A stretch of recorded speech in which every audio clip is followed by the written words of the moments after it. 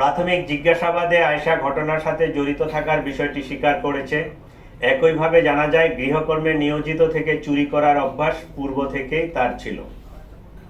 চাঞ্চল্যকর এই জোড়া খুনের কারণ অনুসন্ধানে আয়েশা বলে, কাজে আসার দ্বিতীয় দিনে সে বাসা থেকে 2000 টাকা চুরি করে। এ নিয়ে গৃহকর্ত্রী আয়েশাকে প্রশ্ন করলে তার সাথে গৃহকর্ত্রীর বাক বিতণ্ডা হয়। লাইলা আফরোজ আয়েশাকে পুলিশে দেওয়ার ভয় দেখান। চতুর্থ দিন কাজে আসার সময় আয়েশা বাসা থেকে একটি সুইচ গিয়ার চাকু নিয়ে আসে। ঘটনার দিন টাকা চুরি নিয়ে তাদের মধ্যে আবারও কথা কাটাকাটি হয় এবং ধস্তাধস্তির এক পর্যায়ে আয়েশা গৃহকর্ত্রী লাইলা আফরোজকে সুইচ গিয়ার দিয়ে এলোপাতাড়ি ছুরিকাঘাত করে। এ সময় তাদের মেয়ে নাফিসা তার মাকে বাঁচাতে এগিয়ে এলে তাকেও ছুরিকাঘাত করা হয়।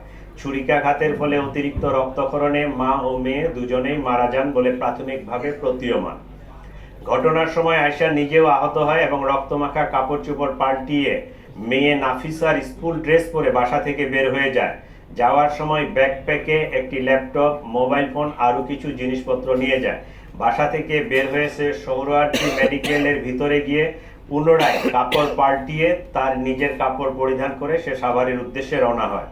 পরবর্তীতে সে চুরি করা ফোন ও রক্তাক্ত কাপড় চোপড় সিঙ্গাইর ব্রিজ হতে নদীতে ফেলে দেয়। যখন সে গৃহকর্ত্রী সে তার চুরির ঘটনাটি তাকে পুলিশে দেওয়ার জন্য সেই গৃহকর্তা তখন স্কুলে ছিলেন, তাকে জানানোর জন্য যখন ফোন করতে উদ্যত হচ্ছিলেন, ঠিক সেই মুহূর্তে সে এসে অ্যাটাকটা করে।